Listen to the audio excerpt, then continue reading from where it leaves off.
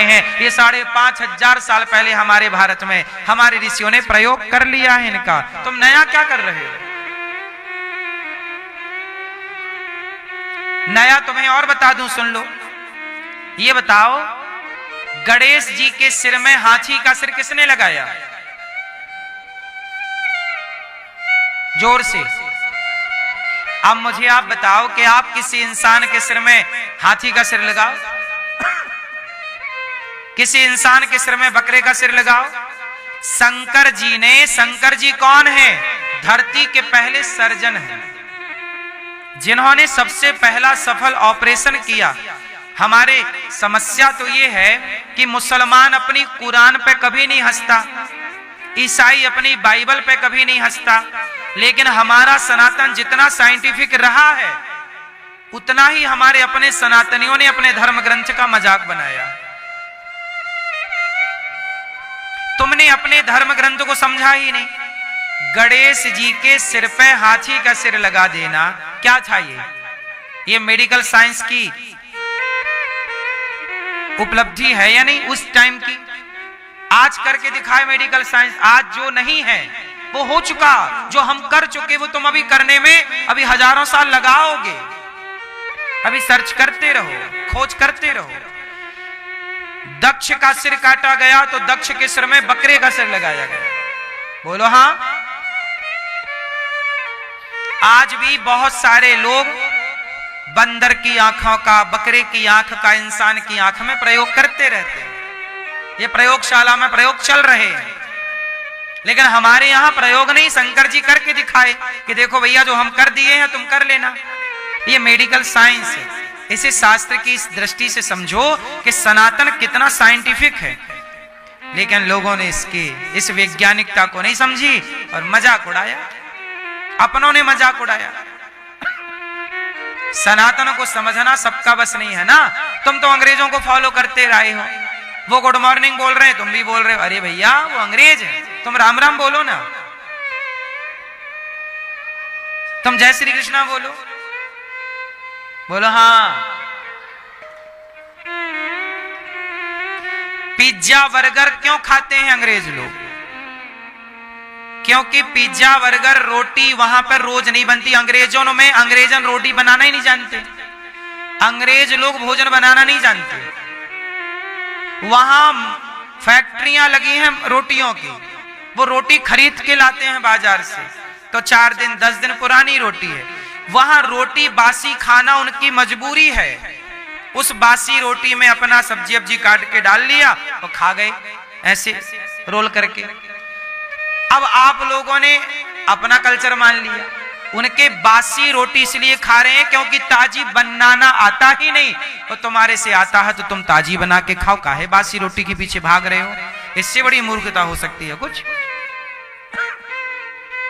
तुम्हें खाना भी अंग्रेजों का पसंद आने लग गया है, भाषा भी अंग्रेजों की पसंद आने लग गई है, कल्चर भी अंग्रेजों का पसंद आने लग गया है। तुम्हारा अपना भारत का कुछ तुम्हें पसंद आ रहा है? इससे भारत का नुकसान है कि फायदा है? जोर से। अरे भाई, भारत के हो, भारत के रह के रहो। भारत का रहने वाला हूं, भारत की बात सुनाता हूं। है प्रीत जहां की रीत, सदा मैं गीत वहां के गाता हूं। भारत का रहने वाला हूं, भारत की बात। भारत की माटी से प्यार करो, भारत के इस कल्चर से प्यार करो, भारत की संस्कृति से प्यार करो। इसी से भारतवासियों की भलाई है, इसी से भारत देश की भलाई है। हम कृषि प्रधान देश हैं। हम क्या प्रधान देश हैं? हमारा भारत कृषि प्रधान देश है। विदेशों में कृषि होती ही नहीं है। कुछ देशों में जब होती ही नहीं है तो फिर वहां तो मांस खाना मजबूरी है उनकी। हमारे यहां 56 भोग है तो हम क्यों मांस खाएं? अंग्रेजों का तुमने फॉलो कर लिया कि अंग्रेज खाते हैं तो हम भी खाएंगे। अंग्रेज भी 17 बदलते हैं, स्त्री पुरुष। आप भी उसी कल्चर में चले गए। शादी की तलाक ले लिया, फिर शादी की विवाह तलाक ले लिया। यही भारत में चल पड़ा है। इससे बहुत बड़ी क्षति होगी इस राष्ट्र को। यदि भारत की संस्कृति नहीं बचाओगे, आप ही नहीं बचाओगे, तो जिम्मेदारी किसकी है? पाकिस्तानी आके बचाएगा भारत की संस्कृति? फिर भारत की संस्कृति आपके हाथ में है। अब तुम्हारे हवाले वतन साथियों। कर लो तुम मनमानी, बिगाड़ दो। किसका बिगाड़ो? अपने ही बिगाड़ो। आप लोगों ने बिगाड़ा, इसलिए ना गुलाम हो गए। नहीं बिगाड़ा होता तो क्यों गुलाम होते? इसलिए भारत की संस्कृति सबसे श्रेष्ठ है। तो महाभारत में सब कुछ बना, फिर खत्म कर दिया। चलो, तो आप ये मत समझना कि हम भारत के लोग कुछ बनाना नहीं जानते, कोई आविष्कार करना नहीं जानते। जब हम लोगों ने अपना करने पे आए तो ब्रह्मोस बना दी कि नहीं? दुनिया उसका लोहा मान रही है, खरीदने लग गए ब्रह्मोस हमसे मीन्स भारत से। बनाने पे आए तो बना दिए कि नहीं? भाई नहीं बना, हमने ब्रह्मोस बनाए नहीं पहले। क्यों? जरूरत नहीं थी। क्यों लड़ाई करें? क्यों तुम्हारे ऊपर फेंकें? मरोगे तुम। जरूरत नहीं थी तो नहीं बनाए, जरूरत आ गई तो? जरूरत नहीं थी तो परमाणु नहीं बनाए, जरूरत आन पड़ी तो अटल जी ने परमाणु दे दिया कि नहीं इस देश को? जरूरत नहीं थी तो हमने नहीं बनाया, पर जरूरत थी तो भाई जरूरत नहीं है तो हम नहीं कर रहे हैं, जरूरत है तो कर रहे हैं, सब कर लेंगे। ये मत कहो कि कुछ नहीं आता भारत के लोगों से, आता है। इसलिए अपने को कमजोर ना समझो। आप मजबूत थे, मजबूत हैं, मजबूत रहेंगे, बस आपको संगठित रहना है।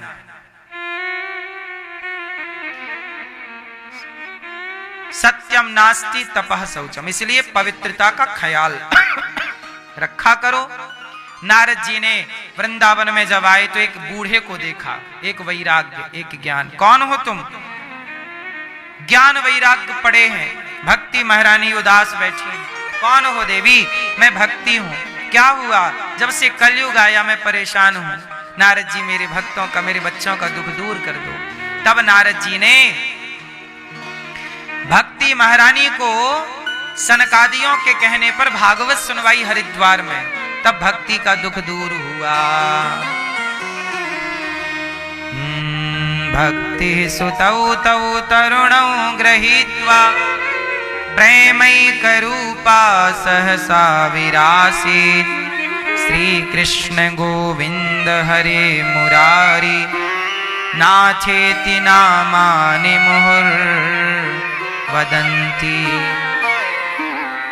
चरणों में गिर पड़ी भक्ति महारानी भागवत सुनकर, प्रकट हो गई। मैं कहां बैठूं? भागवत सुनने के बाद भक्ति का सारा दुख दूर हो गया। संतों ने, सनकादियों ने कहा जाओ भक्तों के हृदय में बैठ जाओ। बैठ गई हृदय में। इसलिए जो भागवत सुनता है उसके हृदय में भक्ति, ज्ञान और वैराग्य, तीन चीजें। भक्ति के दो बेटे हैं, ज्ञान और, इसलिए भक्त को थोड़ा सा ज्ञान भी अर्जित जरूर करना चाहिए, और ज्ञान और भक्ति पाके वैराग्य जरूरी है, त्याग। ठीक है? जीवन में कुछ पाना है तो त्याग करना पड़ेगा। आज सच बताओ, राम जी अयोध्या का त्याग ना करते तो आज राम जी होते? उत्तर, क्या राम जी को राम जी इस तरह से सम्मान मिलता? नहीं। युगों के बाद कितने राजा आए, कितने लोग आए, चले गए, सबका नाम चला, समाप्त हो गया एक टाइम बाद। एक टाइम भारत में सम्राट अशोक का नाम हुआ करता था, एक टाइम सिकंदर का नाम हुआ करता था, एक टाइम किस किस का नाम था, लेकिन ये नाम सब इतिहास के पन्नों में दबकते चले गए कि नहीं? अब कौन जान रहा है सम्राट अशोक को? कौन जान रहा है सिकंदर को? किसे मतलब है? लेकिन याद रखना, इतने लंबे टाइम तक कितने राजा आए गए, नाम आया गया, इतिहास के पन्नों में लिखा गया, मिटाया गया, लेकिन राम, त्रेता मैं राम, द्वापर मैं राम, कलयुग में राम। राम सदा थे, सदा हैं, सदा रहेंगे। इसलिए कहता हूं कि जगत सत्य नहीं, जगन्नाथ ही सत्य है, भगवान सत्य, क्योंकि सदा रहेंगे। इसलिए राम जैसी मर्यादा, राम जैसा राज्य, राम जैसा शासन, राम जैसे केवल राम है। इसलिए कहता हूं राम को आदर्श बनाओ। सीता को स्त्रियां, सीता मैया को अपना आदर्श बनाएं। सीता मैया के आदर्शों पर चलिए। पुरुष राम को अपना आदर्श बनाएं। आजकल आप आदर्श कैसे बना रहे हैं? वो बॉलीवुड में जो नाचने वाले लोग हैं, हीरो हीरोइन, जिनके खुद का पता ही नहीं, उनको आप अपना आदर्श मान रहे हैं। जो गुटखा बेच रहे हैं दाने दाने में केसर कदम, वो आपके आदर्श बनेंगे तो आपको गुटखे ही तो खिलाएंगे। आदर्श सबको नहीं बनाना चाहिए। विडंबना आपकी यही है कि आप ये नहीं पकड़ पाए। दुर्योधन ने शकुनी को आदर्श मान लिया। दुर्योधन ने शकुनी को आदर्श मान लिया, शकुनी के रास्ते पर चल पड़ा, सर्वनाश हो गया कि नहीं? और अर्जुन ने श्री कृष्ण को आदर्श माना, कृष्ण की बात माने। देखो आज भी अर्जुन का नाम है, किस भाव से नाम लिया जाता है। नाम दुर्योधन का भी लिया जाता है, पर दुर्योधन के नाम के आगे लोग दुष्ट दुर्योधन लगाते हैं। अर्जुन के नाम के आगे भगवत गीता लगती है। भगवत गीता यहां से प्रकट हुई है, महाभारत से। अर्जुन पहले श्रोता, भक्त अर्जुन।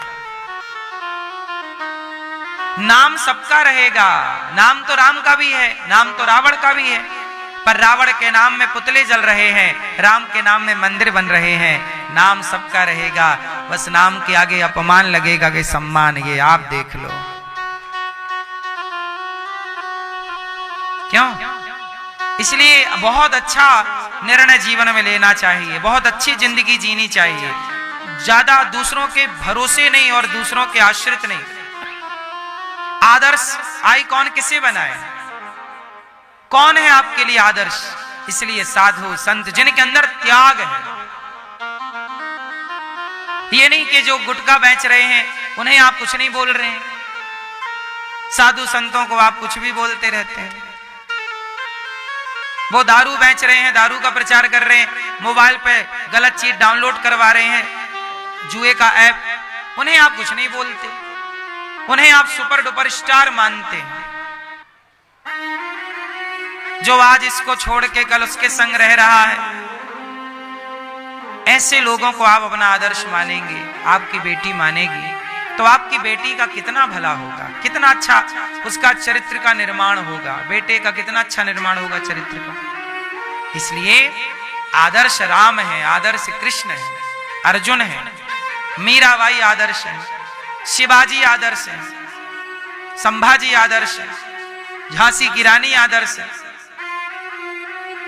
यदि युद्ध लड़ना है तो झांसी की रानी आदर्श है, भक्ति करना है तो मीराबाई आदर्श है, और धर्म पर चलना है तो सीता और राम आदर्श है। हम सबके लिए आपको हम बता दे रहे हैं किसके लिए क्या है।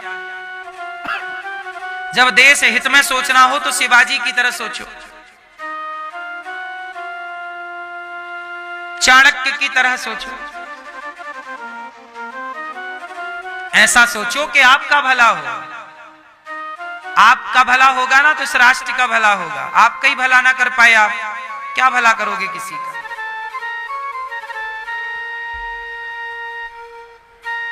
भक्ति महारानी भक्तों के हृदय में जाकर बैठी और नारद जी कथा सुन रहे हैं। अच्छा, कथा में सनकादियों ने कहा कि कोई भी भागवत सुने तर जाएगा। नारद जी ने कहा क्या पापी भागवत सुन के तरेगा? हाँ। एक पंडित जी थे आत्मदेव, उनकी पत्नी का नाम था धुंधली, उनके बेटा नहीं हो रहा था, बड़ा यज्ञ जप तप किया, बेटा नहीं हुआ। उन्होंने पंडित जी ने आस छोड़ दी, चलो बेटा नहीं, कोई बात नहीं। अब पड़ोसियों ने, दुनिया ने ताना मारना शुरू कर दिया, तेरे तो बेटा नहीं है, बेटा नहीं है। अच्छा, दुनिया के लोग बड़ा प्रभावित रहते हैं, लोग बहुत आपसे, लोग परेशान हैं, आप खुश हैं पर आपकी खुशी से लोग परेशान। आत्मदेव जी प्रसन्न, लोग परेशान। तेरे तो बेटा नहीं है, तेरे तो बेटा नहीं है। ताने इतने मारे कि बेचारे बोले मैं मर जाऊंगा। इतना परेशान किया लोगों ने। आत्मदेव जी मरने चले जंगल में, मर जाऊंगा। मरने के लिए वो खड़े थे, एक खाई से कूदने एक संत जी आ गए। संत जी ने कहा कथम रोदसी विप्रत्वम, काहे रो रहे हो और यहाँ क्यों खड़े हो? बोले आत्मदेव जी महाराज मैं मरना चाहता हूँ। क्यों? बोले मेरे पुत्र नहीं है। नारद जी ने, वो संत जी ने कहा राम राम, बेटा नहीं है तो मरना क्या? अरे बेटा हो जाएगा। अरे महाराज जी नहीं हो रहा है, हमारा बुढ़ापा आ गया, अब हम क्या करेंगे, बेटे के बिना मर जाते हैं। लोग बहुत ताना मारते हैं। संत जी ने समझाया कि बेटे के चक्कर में ना पड़ो, बेटा पाने थोड़ी आए हो इस धरती पे। इस धरती पे हम अपना कल्याण करने आए हैं। जिसका बेटा है वो भी परेशान है। बताओ बेटे वाले परेशान है कि नहीं? ऐसा है क्या कि बेटा मिल जाएगा तो सुख मिल जाएगा? अरे जिनके बेटे हैं, गौरी गोपाल आश्रम में 310 वृद्ध माएं रहती हैं, उन माओं के बेटे हैं, पर मां के बेटे हैं फिर भी वो बेटे फोन तक नहीं लगाते। अभी एक हफ्ते पहले यहां पर एक वृद्ध मां की मृत्यु हो गई। उस मां के जिनकी मृत्यु हुई उनके 2 बेटे और 2 बेटियां, पर मां की जब मृत्यु हुई तो ना 2 बेटे आए ना 2 बेटियां आई। मां की मृत्यु हो गई, बेटे नहीं आए। बेटे को हम लोगों ने फोन लगाया कि भाई तुम्हारी मां चल बसी है, आ जाओ, मां का अंतिम दर्शन कर लो, कंधा दे दो। नहीं महाराज जी हमारे पास टाइम नहीं है, हमने तो पिंडदान कर दिया था पहले ही। लो मां जिंदा थी, पिंडदान कर दिया और मां अब मरी, बुला रहे हैं तो नहीं आया। तो बेटा है जिनके, वो भी कौन सा अपना कर्तव्य पूरा कर रहे हैं? आजकल व्यक्ति कामचोर हो गए हैं। लोग अपने कर्तव्य नहीं करना चाहते पूरे। सबको अंग्रेज बनना है ना। अंग्रेजों में कहां वो माँ बाप का संस्कार करते हैं? सबको अंग्रेज बनना, सनातनी अब बनना नहीं है। अब माँ बाप का अंतिम संस्कार नहीं करना चाहते। सोचिए मां मर गई, बेटों ने सूतक नहीं रखा। मां मर गई, राख लेने नहीं आए। ये औलाद है, ये वही औलाद जिस मां को मां ने मालिश की होगी, बच्चे को पढ़ाया लिखाया, चलना उंगली पकड़ के सिखाया होगा। क्या गुनाह किया होगा मां ने कि मरने पे भी तुम ना आए? मां ने अपनी संपत्ति दी होगी, कमाया हुआ सारा धन माँ बाप ने दिया होगा, सब ले लिया। कुत्ता भी ईमानदार होता है साहब, एक रोटी खाता है तो पूंछ हिला के मालिक की चौकीदारी करता है रात भर कि आज मैंने इस घर की रोटी खाई है। लेकिन जो औलाद अपने माँ बाप से सब लेते हैं, सेवा पानी सब लेते हैं, बुढ़ापे में कंधा तक नहीं देना चाहते। इससे बड़ी नमक हरामी हो सकती है? और माँ बाप रोते हैं बच्चों के लिए। इसलिए कहता हूं बच्चों के लिए ना रोइए। अभी अंग्रेजों को फॉलो करने वाले बच्चे हैं। पहले के बच्चे श्रवण कुमार को फॉलो करते थे, आज के बच्चे अंग्रेजों को फॉलो कर रहे हैं। श्रवण कुमार को फॉलो करते थे तो श्रवण कुमार जैसी सेवा होती थी। आज कहां कोई फॉलो श्रवण कुमार को कर रहा है? श्रवण कुमार की कहानियां तुम अपने बच्चों को कहां सुना रहे हो? तुम तो Johnny Johnny yes papa poem रटा रहे हो। बाद में मत रोना मेरी मां। जितने लोग यहां बैठे हैं सुन रहे हैं, ध्यान रखना। बताओ आपका बेटा आपको बुढ़ापे में पानी देगा, इसकी गारंटी है? आपका बुढ़ापा खतरे में है सबका। आंख बंद कर लेने से संकट टल नहीं जाता। 300 माएं गौरी गोपाल में रहती हैं, जाके देख लेना। इन माओं के बच्चों ने छोड़ दिया, आपका क्या होगा? संस्कार नहीं दोगी तो रोना तुम्हें भी पड़ेगा। बाद में मत बोलना हमें किसी ने बताया नहीं। हम समझा रहे हैं रात दिन बैठ बैठ के। इसलिए लापरवाही ना करो। पैसे भले कम कमाओ पर बच्चों को समय और संस्कार पूरा दो। संस्कारहीन समाज पशु की तरह है। संस्कारहीन समाज पशु की तरह है।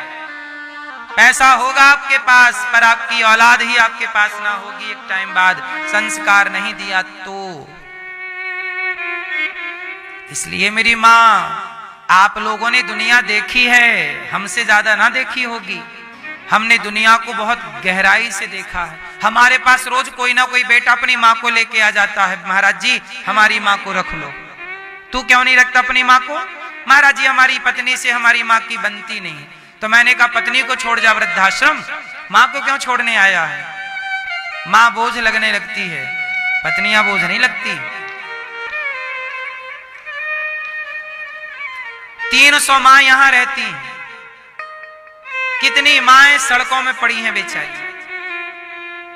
क्यों?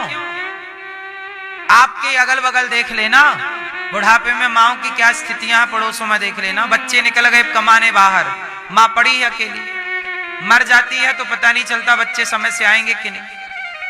साहब इंसान बनो और रिश्तों की कदर करो। ये वृद्धाश्रम बनाने की कोई जरूरत नहीं थी मुझे।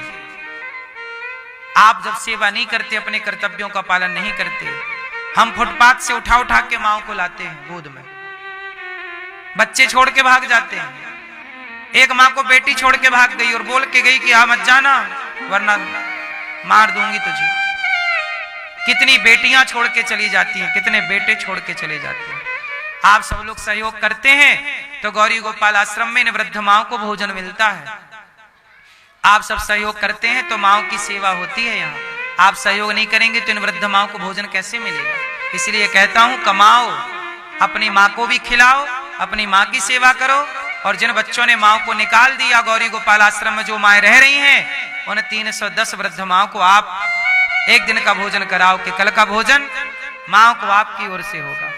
कल माँ को आप भोजन कराइए, कल माँ को आप अपनी ओर से नाश्ता बंटवाइए, कल रात्रि का दूध माँ को आप एक एक गिलास पिलवाइए, एक एक गिलास दूध आपकी ओर से। आज हम आपका परिचय एक माँ से कराते हैं, एक ऐसी माँ जो गौरी गोपाल आश्रम में रहने के लिए आई है। मैया कैसी है मेरी माँ? ठीक है महाराज जी। कहाँ से आई हो मेरी माँ? छत्तीसगढ़ मुंगेली जिला से। यहाँ अच्छा लग रहा है आपको गौरी गोपाल में? हाँ बहुत अच्छा लग रहा है। तो आपको यहाँ क्यों आना पड़ा? बेटा नशा पानी से घर से मारते पीटते थे, निकाल देते थे घर से, तो आए हैं। गला दबाते थे, डंठा मारते थे। बेटा गला दबाता? हाँ। कितने बेटे हैं? 2 बेटा है। 2 बेटे हैं। बेटों का विवाह हो गया? हाँ हो गया। तो बहुएं नहीं रोकती थी जब आपका गला दबाता था? नहीं। 2 बेटे हैं, माँ का गला दबाते हैं। तो दोनों बेटे हाँ के तो एक? दोनों बेटा, एक बेटा गला दबाते, एक बेटा डंठा से मार, एक डंडे से मारता है। हाँ। क्यों ऐसा व्यवहार करते हैं वो लोग? सब नशा पानी करते हैं, नशा मारते हैं। तो नशा करके आपको ही बस मारते हैं कि पत्नी को भी मारते हैं? अपनी पत्नी को नहीं मारते, हमको मारते। नशा करके माँ को मारते हैं, पत्नी को नहीं। 2 बेटे हैं, एक गला दबाता है, दूसरा डंडे से मारता है। ये स्थिति अब कहां जाएगी ये माँ? या तो ये दर दर की ठोकर खाए, भीख मांग के खाए। मैया कोई रिश्तेदारों ने आपका सहयोग नहीं किया? नहीं किया। बेटी है आपकी? नहीं है। मत रोइए मेरी माँ। जिन माओ को अपने जिस माँ ने बच्चों को पाल पोस कर बड़ा किया, आप समझ सकते हैं इन माओ की आंखों के आंसुओं का दर्द, मूल्य, कीमत आप कितना समझेंगे मुझे नहीं पता, लेकिन जिस पर बीतती है वो जानता है।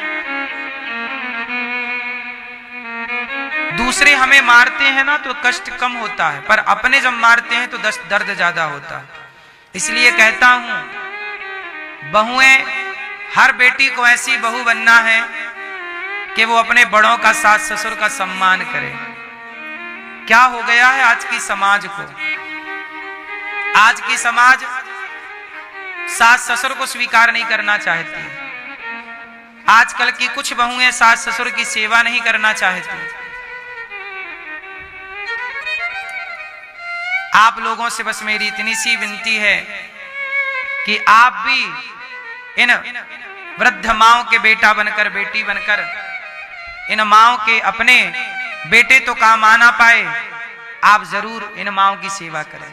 गौरी गोपाल आश्रम में केवल माओं की सेवा ही नहीं, संतों की सेवा भी होती है। हजारों संत भोजन करते हैं, अखंड रसोई चलती है। आज हमारे अलोपी बाग से पूज्य महाराज जी यहाँ पधारे हैं। श्री चरणों में दास अनिरुद्ध का कोटि कोटि दंडवत प्रणाम।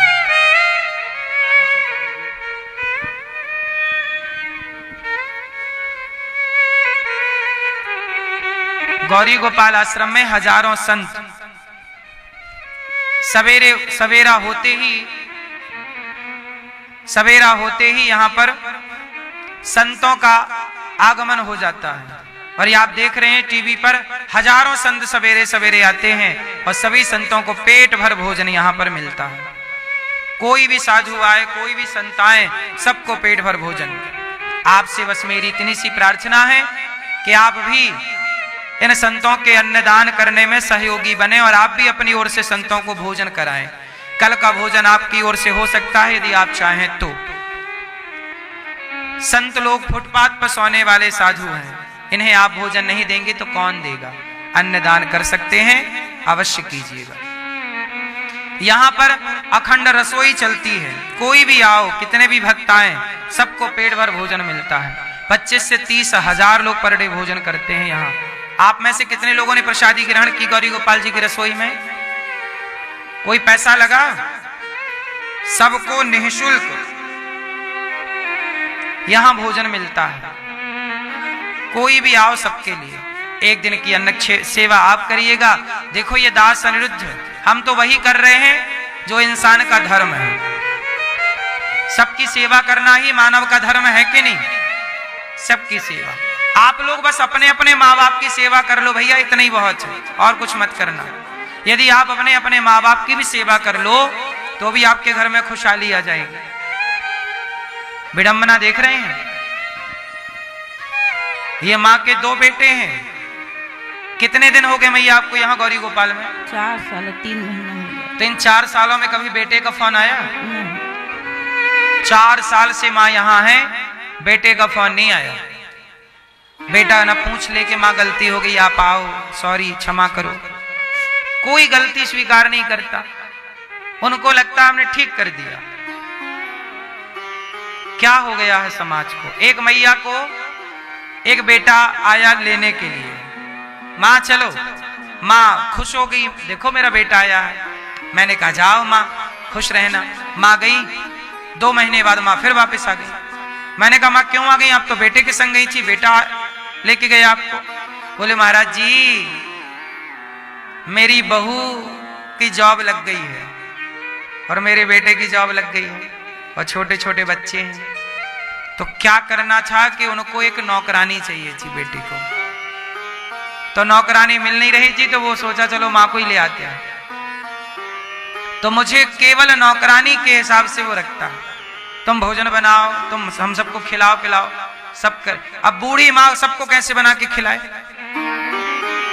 जितना हाथ पांव चलेगा उतना ही तो काम करेगी, उससे ज्यादा क्या कर लेगी? तो उसे मानी चाहिए थी, नौकरानी चाहिए थी।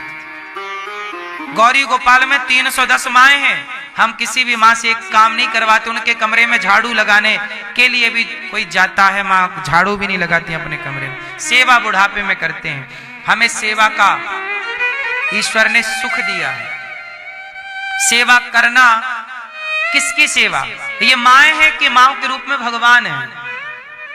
बच्चों ने माँ को घर से निकाला कि भगवान को निकाल दिया? रावण ने विभीषण को निकाल दिया लात मार के। और जिस दिन से विभीषण को निकाला उसी दिन से रावण की उल्टी गिनती चालू हो गई। रावण जब ही विभीषण त्यागा, भयं विभव बिनु तबहि अभागा। अस कही चला विभीषण जब ही, आयुहीन भय सब तबहि, साधु अवज्ञा तुरत भवानी। आप बताइए, रावण ने विभीषण को नहीं त्यागा, अपने भाग्य को त्याग दिया। जब कोई बेटे माँ को त्यागते हैं तो माँ को नहीं, अपने भाग्य को, अपनी लक्ष्मी को त्याग देते हैं। इसलिए आपसे मेरी विनती है कि गौरी गोपाल आश्रम में इन माओं के लिए आप बेटा बनकर इनको भोजन कराएं, बेटी बनकर के आप भोजन कराएं, इनको नाश्ता की सेवा करें। मैं आपसे केवल रोटी मांग रहा हूं इन माओं के लिए, 300 माओं के लिए। यहाँ पर 150 बच्चे पढ़ते हैं गौरी गोपाल गुरुकुल में। 150 बच्चों को आप भोजन करा सकते हैं। बच्चों की पढ़ाई निःशुल्क यहाँ होती है। बच्चों का रहना, खाना, पढ़ना, लिखना, कॉपी किताब सब फ्री है।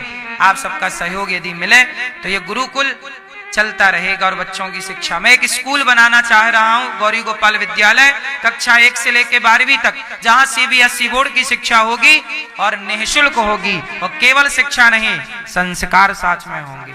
समाज को शिक्षा का दान सबसे बड़ा दान है। आप कर सकें तो आप भी करिए, और सहयोग कर सकें तो तनिक सा सहयोग करिए यदि करने योग्य है तो। यहाँ गौ सेवा है, गायों को चारा भूसा का सहयोग करिए। मैया आपको यहाँ रहने का कोई पैसे तो नहीं लिए हमने? नहीं, इन माओ से 1 भी रुपए नहीं लिया जाता, आप सबके सहयोग से। कुछ भक्तों ने सहयोग किया है। आइए नाम श्रवण करते हैं ऐसे दानवीर महापुरुषों का जिन्होंने धन को धर्म से जोड़ा है। आप भी इन सेवाओं को पहले देखिए। गौरी गोपाल में जो सेवाओं के बारे में हम बता रहे हैं वो सही है कि गलत है? जो टीवी पे आप देखते हैं माताओं की सेवा, खंड रसोई, संतों की सेवा, वो सही है कि गलत है? सही है तो साथ दीजिएगा, अपनी आंखों से आकर देखिए यहाँ की सेवाएं। जो हम कह रहे हैं वो सत्य है कि नहीं। 300 माएँ रह रही हैं, मतलब रह रही हैं, आप चेक कर सकते हैं। हर माँ के कमरे में AC लगी है। हर माँ के सुख सुविधाएं वही हैं जो एक घर में एक बेटा माँ को कर सकता है। जितना मेरे से बनता है, आपका सहयोग आशीर्वाद मिलता है, उतनी सेवा होती है। हर माँ को दवाई, मैया समय से दवाई, समय से भोजन मिलता है आपको? हाँ, सब चीज मिलता है महाराज जी, कोई चीज की कमी नहीं। यहाँ खुश हैं आप? हाँ, बहुत खुश हैं। इन माओ से आप भी मिलिएगा, दर्शन कीजिएगा। कुछ भक्तों ने सहयोग किया है। आओ नाम श्रवण करते हैं उन दानवीर महापुरुषों का जिन्होंने धन को धर्म से जोड़ा है। आपको भी ईश्वर देने योग्य बनाए हो तो अवश्य दीजिएगा। बोलिए गौरी गोपाल भगवान की जय, सदगुरुदेव भगवान की जय। बड़ी ही सुंदर सुंदर कथा का आप सभी लोग रसपान कर रहे थे।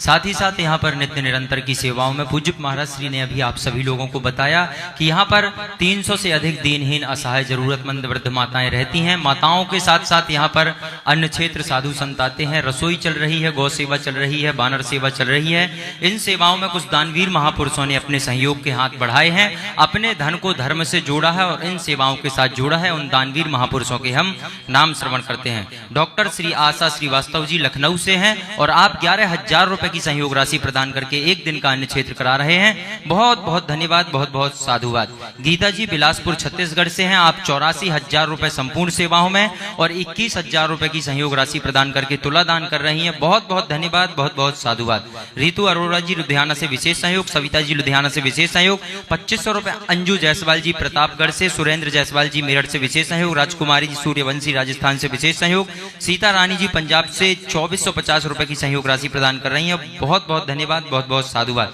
मुन्नी देवी जी महेश चंद्र शर्मा जी कोटा राजस्थान से 19,250 रुपए। राजमोहन मल्लाह जी कोलकाता से विशेष सहयोग, सुनीता जायसवाल जी 3,010 रुपए की सहयोग राशि प्रदान कर रही हैं। बहुत बहुत धन्यवाद, बहुत बहुत साधुवाद। 5,000 रुपए गुप्तदान। संगीता जायसवाल जी महाराष्ट्र से विशेष सहयोग, गोवर्धन जी छत्तीसगढ़ से हैं, आप भी विशेष सहयोग। विजोला देवी झारखंड से विशेष सहयोग। राम लुभामा वर्मा जी पंजाब से विशेष सहयोग। स्वर्गीय चक्रधर जोशी जी रायपुर छत्तीसगढ़ से विशेष सहयोग। राहुल जोशी जी, अनीत जोशी जी, आशीष जोशी जी रायपुर छत्तीसगढ़ से हैं, आप भी विशेष सहयोग के हाथ बढ़ा रहे हैं। बहुत बहुत धन्यवाद, बहुत बहुत साधुवाद। आप सभी दानदाताओं के घर श्री की वृद्धि हो, आप स्वस्थ रहें और इसी प्रकार श्री धाम वृंदावन में चल रही सेवाओं के साथ आप भी जुड़े रहें। जो भी भक्तगण टीवी चैनल के माध्यम से दर्शन कर रहे हैं यहाँ पर चल रही सेवाओं के, अगर आप भी अपने सहयोग के हाथ बढ़ाना चाहते हैं और आप भी चाहते हैं कि हम भी इन सेवाओं से जुड़ें, तो टीवी स्क्रीन पर अकाउंट नंबर फ्लैश किए जा रहे हैं। इन अकाउंट नंबरों में अपनी सहयोग राशि भेज करके आप भी दानवीर महापुरुषों की श्रेणी में जुड़ सकते हैं और यहाँ पर चल रही सेवाओं के बारे में, इन वृद्ध माताओं के बारे में सोच सकते हैं। साथ ही साथ 29 दिसंबर से 4 जनवरी तक श्रीधाम वृंदावन में गौरी गोपाल भगवान के चरणों में, बिहारी जी के चरणों में अष्टोत्तर शत होने जा रहा है। तो आप भी अष्टोत्तर शत पोथी पाठ अपने पितरों के निमित्त अथवा कोई कामना है आपके मन की, तो अपने पोथी पाठ आप यहाँ पर करवा सकते हैं। साथ ही साथ व्रत 84 कोष की यात्रा 10 से 26 मार्च 2026 में होने जा रही है। आप भी 84 कोष की यात्रा में सम्मिलित होकर के पूज्य महाराज श्री के साथ यात्रा लगा करके 84 लाख योनियों से मुक्ति पा सकते हैं। साथ ही साथ रक्सौल में पूज्य महाराज हवाई अड्डा मैदान रक्सौल पूर्व चंपारण बिहार में पूज्य महाराज श्री पहुंच रहे हैं, गौरी गोपाल भगवान पहुंच रहे हैं 5 से 11 फरवरी। तो आप भी वहां पहुंच करके कथा का रसपान कर सकते हैं। और आइए सुंदर सुंदर कथा के साथ साथ पूज्य महाराज श्री के चरणों में पहुंचते हैं। बोलिए गौरी गोपाल भगवान की जय। संत जी ने कहा, आत्मदेव जी पुत्र के चक्कर में ना पड़िए। संत जी नहीं माने, संत जी ने कहा ठीक है, ये फल अपनी पत्नी को खिला देगा। पत्नी को फल दिया गया, पत्नी ने खाया नहीं, गाय को खिला दिया और बहन का बेटा जो हुआ उसे ले लिया, खरीद लिया पैसों में। वही बालक जो गाय से प्रकट हुए वो हो गए गौकर्ण जी, और धुंधली की बहन को बेटा हुआ, उसका नाम रखा धुंधकारी। कि यत काले न तऊ जातऊ, धुंधकारी महान दुष्ट और गौकर्ण पंडितो ज्ञानी, धुंधकारी महाखला। गौकर्ण जी महान पंडित और धुंधकारी महान दुष्ट। एक दिन अपने माँ बाप को सताया, धुंधकारी ने मारा डंडे से। तब गौकर्ण जी ने पिता को समझाया, देहे स्थिमांस रुधरे विमतिम त्यजत्वम, जाया सुतादिषु सदा ममतां विमुञ्च, पश्यानिशं जगदिदं क्षणभङ्गनिष्ठं, वैराग्यरागरसिको भवभक्तिनिष्ठः।